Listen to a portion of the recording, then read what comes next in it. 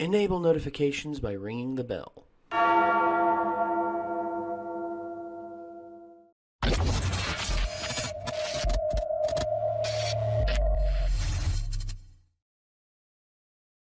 Start the recording.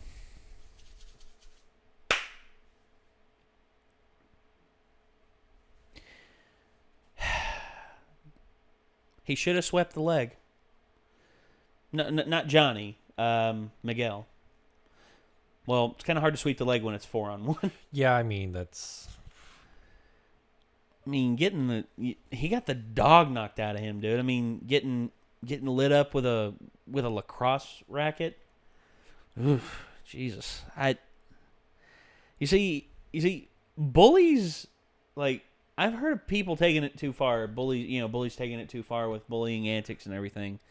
You know, like, there was one bully antic I heard. It was like a senior, like, you know, seniors torturing the freshmen or stuff like that. Like, have you ever seen the movie Dazed and Confused? Well, Ben Affleck is a guy in it. Ben Affleck's in it, and he plays a guy called O'Banion. O'Banion is a guy who literally failed to graduate just so he could haze the freshmen again. Literally, that's his reason for doing it. That's his reason for failing. He failed just so he could haze the freshmen again. And hazing the freshmen, like, it was different for boys and girls. Like, the girls would pick up, like, the freshman girls. The senior girls would pick up the freshman girls, like, get them in the back of trucks, make them lay down on the ground, like, squirt ketchup all over them, like, put pacifiers in their mouth, and like if they were told to stand up, they had to stand up. If they were asked questions, they had to answer questions, and then they'd yell, "Air raid, bitch," meaning that they have to get back down on the ground again. And the boys, what they would do is the seniors would chase around the freshman boys with paddles, you know, like, like the guys, like the seniors would customize the paddles to like be to their standard. Like, one guy who was Irish had a 4-leaf clover on it. Another guy who was he had soul pole and all that, and it was pretty interesting. But in that, Ben Affleck often went, like, he deliberately went out of his way to, like, trash the freshmen, and thankfully the freshmen got him back, because in front of everybody, he gets a shit ton of white paint dumped on him in front of everybody, and nobody stops the freshman from getting away. And he then starts, like, getting angry. He breaks his paddle and he drives off after getting embarrassed really bad. And it's a pretty good movie. My mom watched it and she was just like, that was life back then. Yeah, that wouldn't have happened to me. No, I bet it wouldn't. Well, funny thing was, one of the kids got chased all the way to his front door. They were on, like, Ben Affleck was on their property at his front door and had them both, like, up against the wall ready to start paddling them. Here comes Mama with a shotgun out the door, says, "Honey, get inside." And he goes, "Mom?" And she's like, "Did I stutter? Get in the house." And she goes, "Now, I don't know what made you think it was a smart idea to come up on my property and up on my front porch and try and paddle my son, but it ain't happening here. Now leave." And he goes, "I'm really sorry, ma'am. I had no intention of harming your sons. I was just playing a little prank on them and all that." And all of a sudden, as he's leaving, he's like, "Guys, just want you to know, I'll see you later tonight, and I hope you all have a blessed day."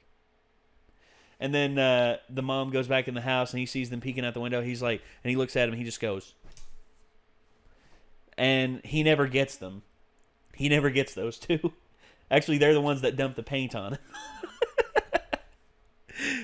What would you have done to prevent that? Would you have, like... I mean, nobody's going to just run up and paddle me. You better be ready to kill me if you're... I mean, because there's going to be a fight. And then, I mean, if you just do it today, I mean, you know, you want to run up on me, I'm not going to fight you. You're just going to get shot. So Jesus.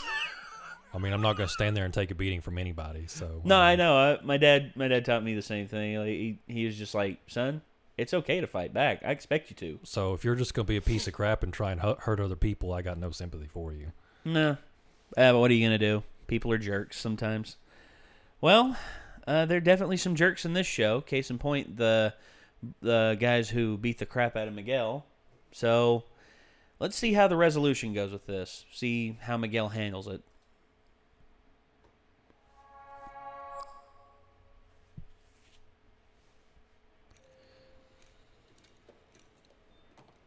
So this damn thing crashed. Took our holiday pictures with it. Wedding, too. My wife is pissed. Well, I'm sorry about that. Let's see what we can do. Uh-oh. The 15-inch. It's a nice machine. Don't worry. I get 20 of these a day. You're a lifesaver. It's my pleasure. You know who that is? That's Johnny's son. Yeah.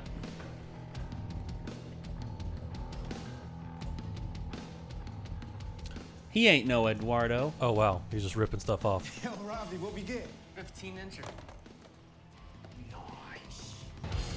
That's dirtball behavior. That's not going to end well.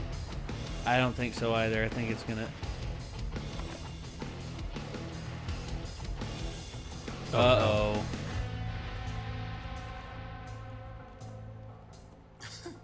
What, you looking to take karate? No. It's my fucking dad. Oh, no. He's not. God. Oh, shit.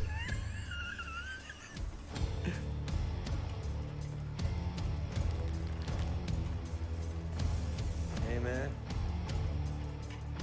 Want to trade cans? Oh, God. Johnny, no. Johnny, what are you doing, man? Pancakes are up. What? Oh, gross. Dude, come on. You freaking savage.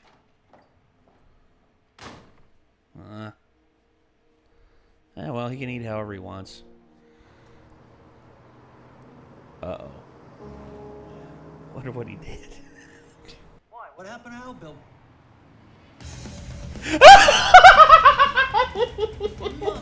Frankly, we're big supporters of the department. We donate every year to the charity drive. I just want you to go out and round up the scum that did this. Excuse me, officer, could you give us a moment? Jesus. Johnny, That's no. a big red It's not that It's a big red dingus. All right, but they can still go look for the guy. Lo que necesita es práctica, ¿verdad? That's right, Grandma. Nice. Protégete la cabeza. Ma, este hombre es una mala influencia. He is not. You don't know him. I know he's a loser. He is not a loser. If you knew him, you'd see he's a great man. Juxtaposition. Good cut. Good cut. Hey, you don't want this shit. Oh, come on, not the trash. I just threw yogurt in there. Now it's double dip. Oh. Oh, God. Well, nothing better to do than get a garden hose and spray. Rude guy. Oh, God, no. Dumb shit. What a bunch of losers. Oh, shit. Coals on their knives, you musket down here. If I had a third hand, I'd face palm again. Well, we'll let you know.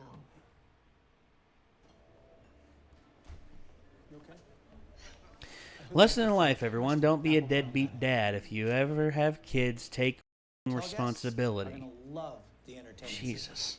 So you're thinking of replacing the whole fleet all at once, or maybe just in segments? Besides, I'm just doing what you're doing. I'm not really a revolutionary soldier, and you're not really a karate guy.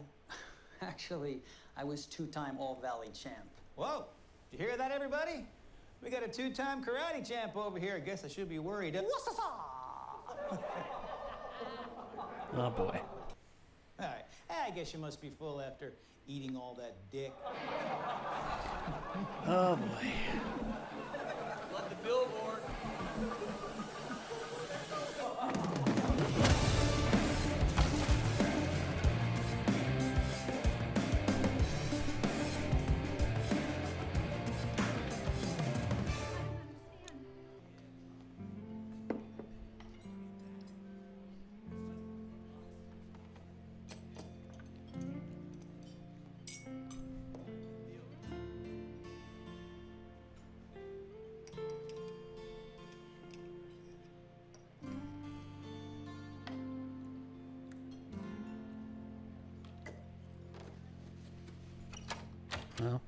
Please don't close the door. Mm. And I don't want to give up on him. I know I messed up big time. But if you let him come back, I won't fail him again. I promise. Okay. All right? Please just think about it. See, she's gonna start making friends with Miguel, and then talk about My mom says I could train again. She did? all the good that Cobra Kai is doing, and then Danny's gonna lose it. Dojo. We do for now. Let me show you what you got to do. You gotta lay it back. Show how to lay it back. There it is. Show how to lay it back. Hey, guys. Great job out there. This son of a bitch disrespected our family name. You gonna take that shit, cuz? Huh? Louis, relax. No, don't tell me to relax. I thought this was cute at first. This isn't funny. This is personal. What are we gonna do about this? Damn. Johnny. Yeah. Well, looks like she's going to be wanting to take some lessons. I don't blame her, honestly. Oh, God. Okay. So, all right. Cobra Kai, episode 4. Cobra Kai Never Dies. Kind of had a little bit of a growth here with Johnny. Yeah. I mean, I think he finally realized that, Miguel is actually wants to be there and wants to actually be like he realizes that he's a father figure to Miguel in a lot of ways. And well, it's kind of like he's looking for a little redemption. I guess so.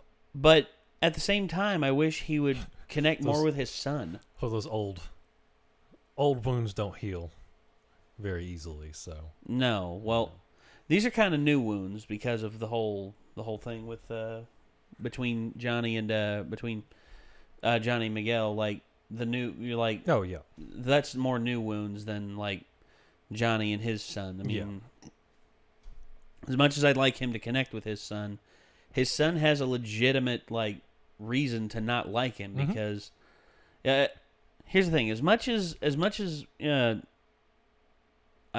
love my dad to death. I love my dad, and there was an extended period of time where he wasn't around in my life, and it sucked. I couldn't imagine not having my dad there, knowing how important he was to me growing up, and for me knowing what I know and learning what I've learned. And it's difficult to really put to put your finger on exactly what it is that makes a father abandon. Like, I guess the fear of responsibility, the fear of failure, the fear of, like, I hear about, like, single parents and all that, and that it's on the rise. Single parenthood is on the rise. It's been on the rise since, like, the 1960s. And it's getting progressively worse, and people can't seem to figure out the reason why. I mean, you can say, oh, it's because there's no commitment to them for them to stay. There's no commitment for them to, like, they feel like they like. Also, there's another thing too that I've seen more and more of. It's the whole argument. Oh, my dad wasn't there for me, so why should I be there for my son? The vicious cycle and all that. Yeah, your likelihood that it's a lot higher if you come from a single parent household of perpetuating that. Yeah, it's unfortunate. It's unfortunate that's often the case with a lot of fathers all over the world. It's not just the U.S. I mean, single parenthood it's all over the planet. I mean, the only place that hasn't changed is actually, unbelievably, it's in the Asian community. Like, in the Asian community, it's actually like between 10 to 12%, whereas nationwide it's north of 30%, which is when you look at it, it's just like, wow, that's actually quite stark. It's a stark contrast because it's a massive underrepresentation in terms of like the grand populace, and a lot of people attribute that as to why Asians are the highest earning group in the United States. I mean, single parenthood. I mean, stable families usually produce healthier children.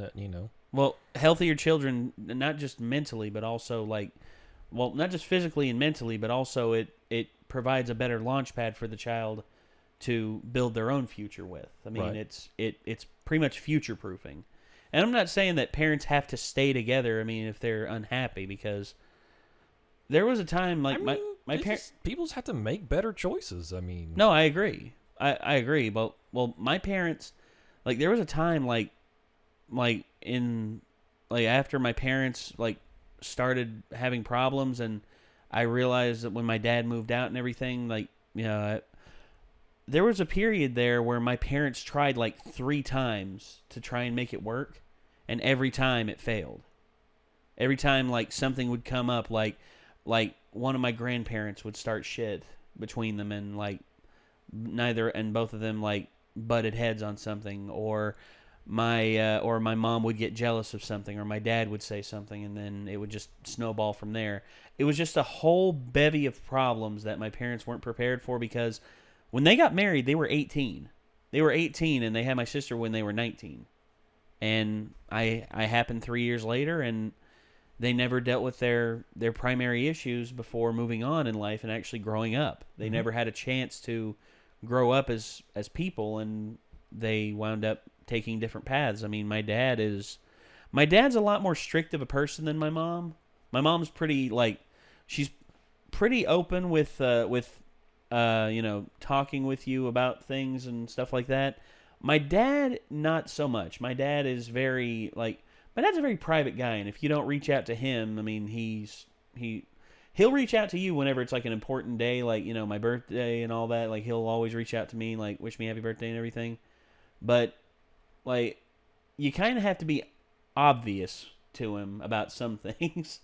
It's kind of like, hey, how you been? And he's like, oh, I'm all right.